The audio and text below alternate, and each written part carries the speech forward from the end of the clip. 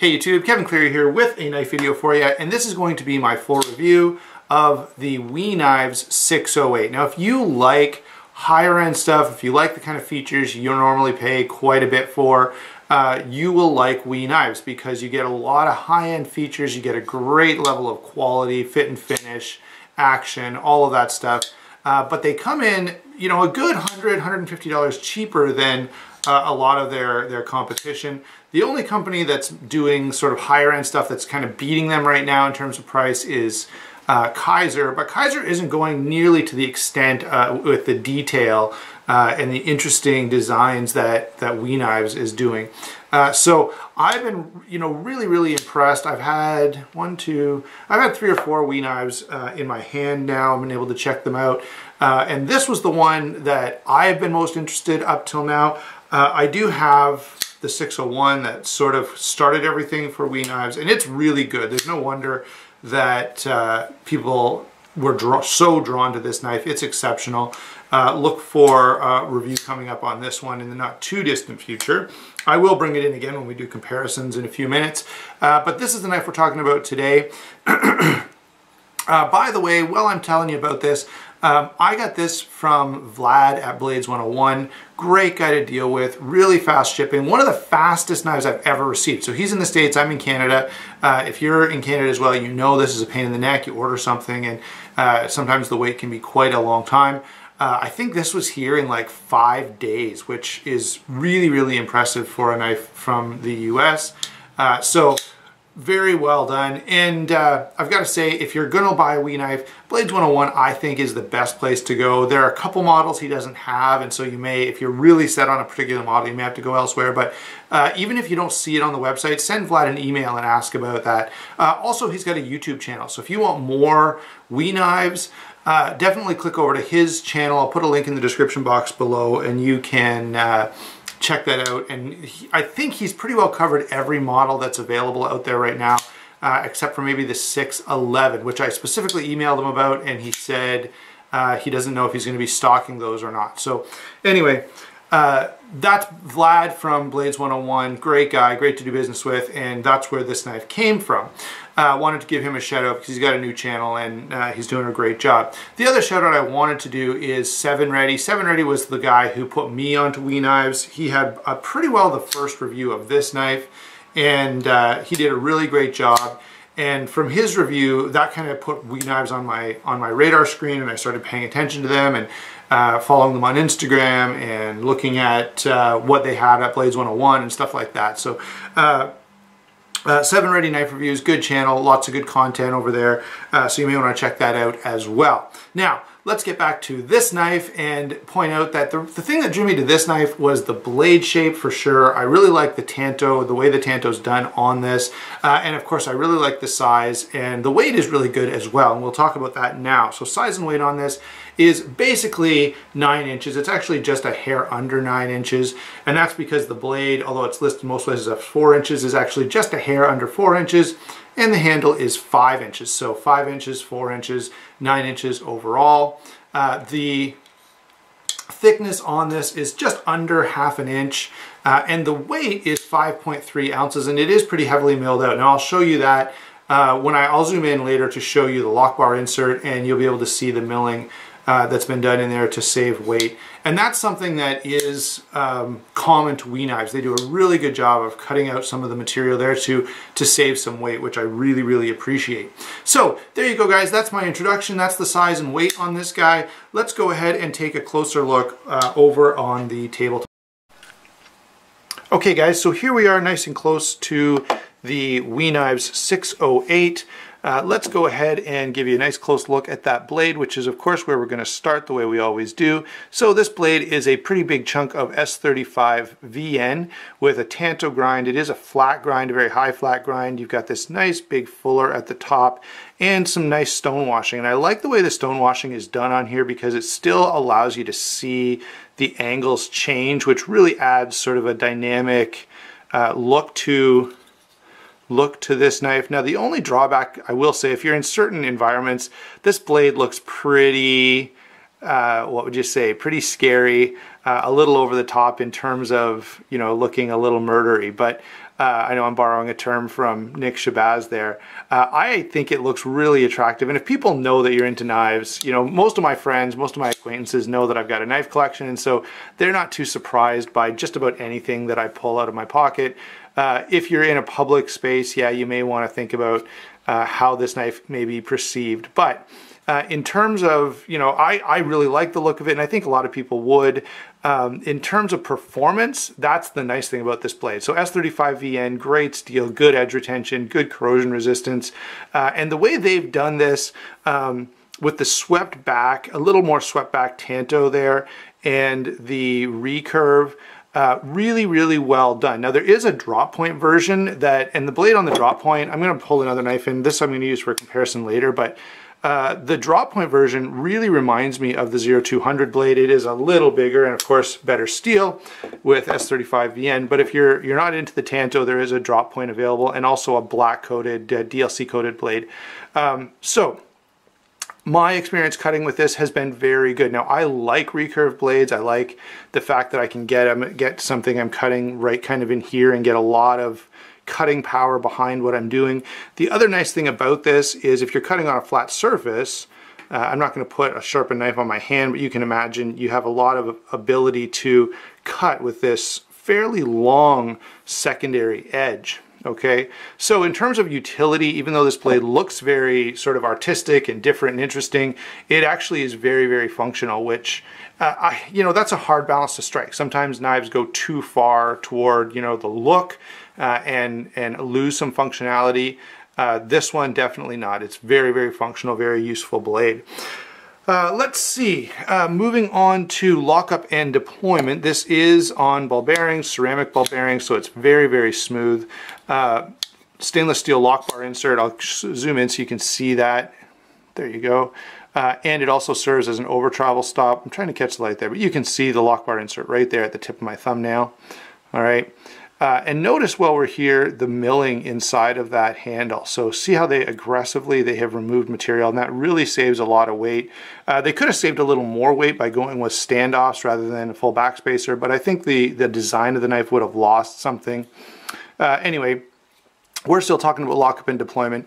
Does have the proprietary pivot and hardware that We Knives is known for, but that's not the end of the world because they do send a tool out with every knife, so it's no big deal to be able to adjust that.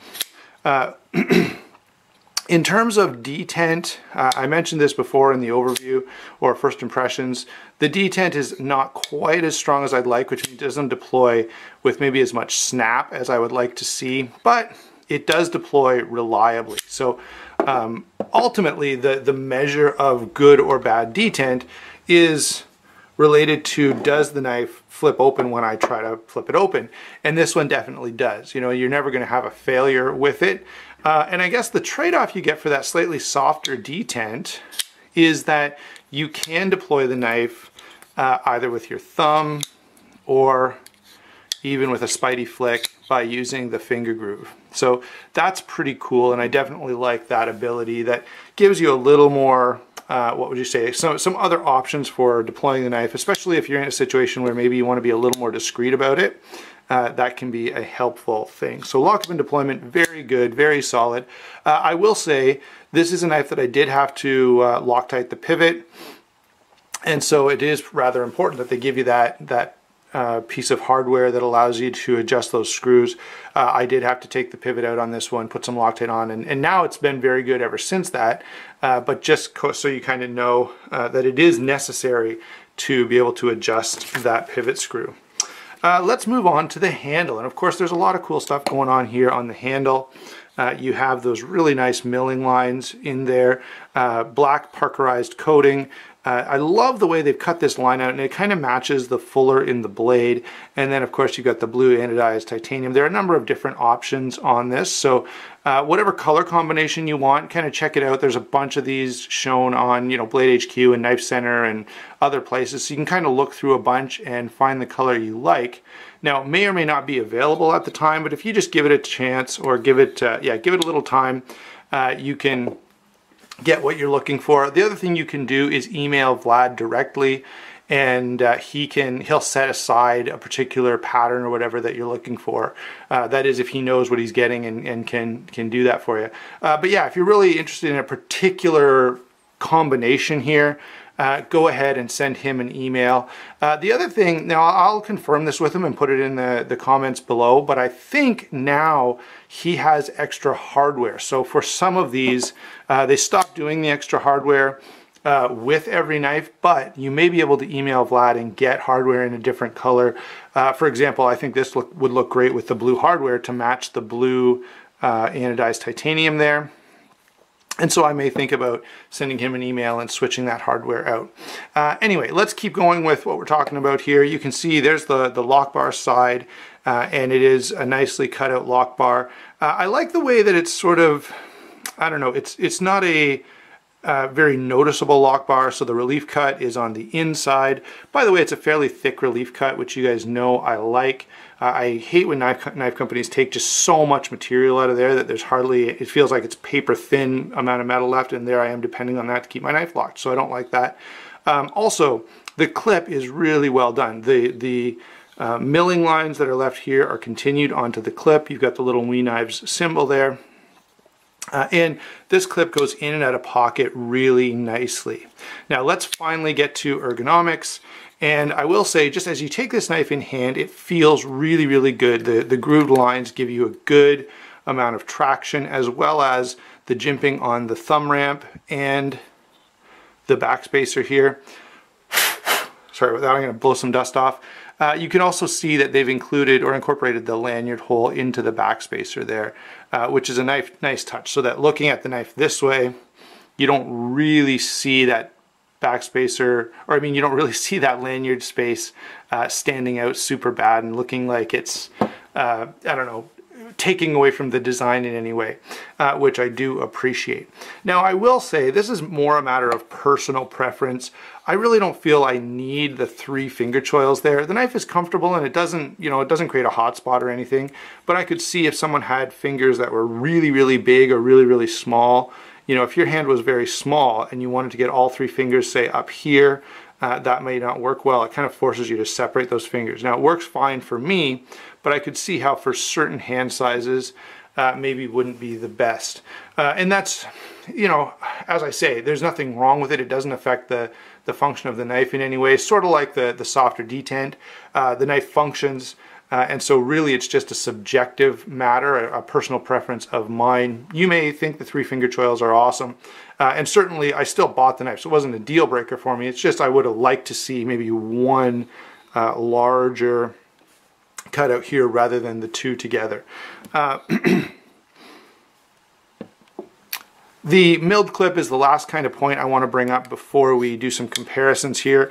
And this milled clip works really well. If I turn it this way, you can see it's fairly thin, and so that means you have not so much tension. It goes in and out of pocket really, really nice and easy, and that's one of the things I like to see.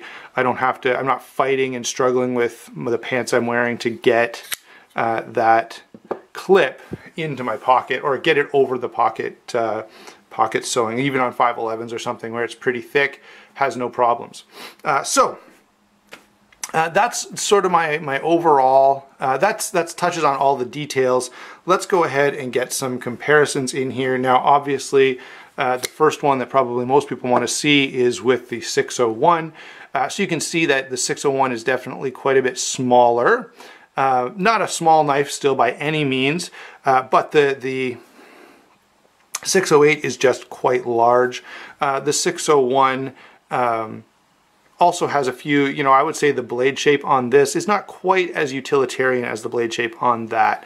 And I will say the action on the 601 is a little snappier. The detent's a bit tighter. Still not a strong detent, but definitely flips out with a little more oomph, I guess, than the 608. A knife that this really reminds me of is another knife that I love, the ZT-0200. This knife is a fair bit cheaper, but there's a fairly significant downgrade in materials. You know, you've got steel, 154 cm blade steel, steel liners over G10, but this is a large sort of tactical style knife. It's very comfortable, very useful. And by the way, these are on sale in a number of different places right now, so that may be a consideration for you. Let's pull in the ZT-0452. This knife is around the same size as the 801, so if you're familiar with the 0452, then you have a sense for how big this is. It's also, of course, a flipper. Now, the thing I like about ZTs is if you're looking at these Wee knives and kind of drooling over them and you're like, man, I wish I could get my hands on something comparable, but the price point is really up there. There are a number of ZTs that are comparable to a lot of higher end knives, and ZT often does things, offers features on their knives that are legitimately high-end features. And they come in, you know, I think these guys brand new are like $220, which is of course almost $100 less, not quite, I guess $80 less than the Wee knives. Now you are getting some extra things with the Wee knives, but the ZT does a great job, I think, of offering really, really good knives at a very fair price. This obviously is in a different category because it's the sprint run in the M390, but it's a good example of that particular model. Let's see, I got another large titanium frame lock here. It's one that everybody is familiar with. This is the Spyderco Military. Really great knife.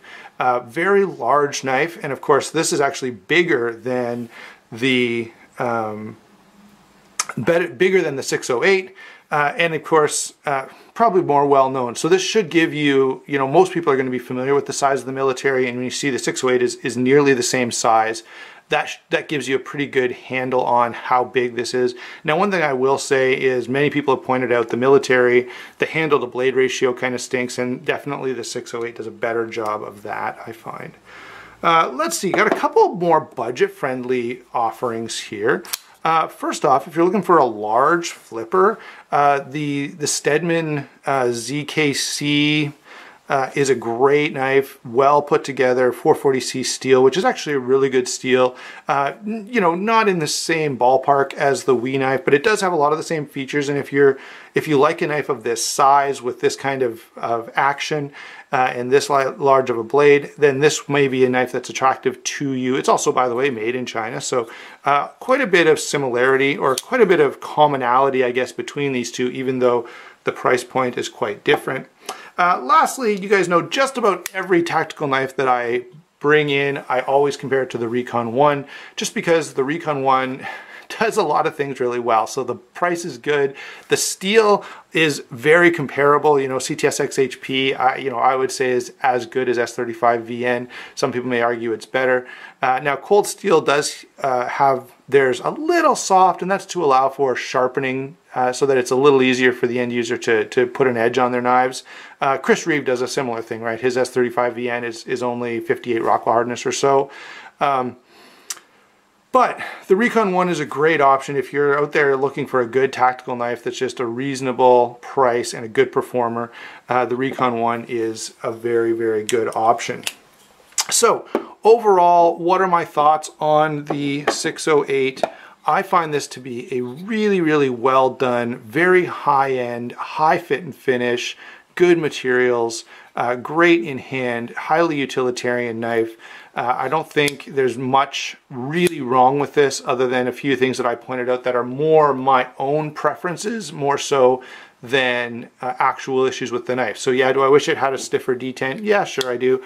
But again, I've never had this not deploy when I wanted it to. Do I wish that maybe the handle only had the one choil and then maybe a larger two-finger choil? Again, yes, but you know, if I'm fair, that does not affect the comfort or utility of the knife in any way. So it's kind of nitpicky of me on that.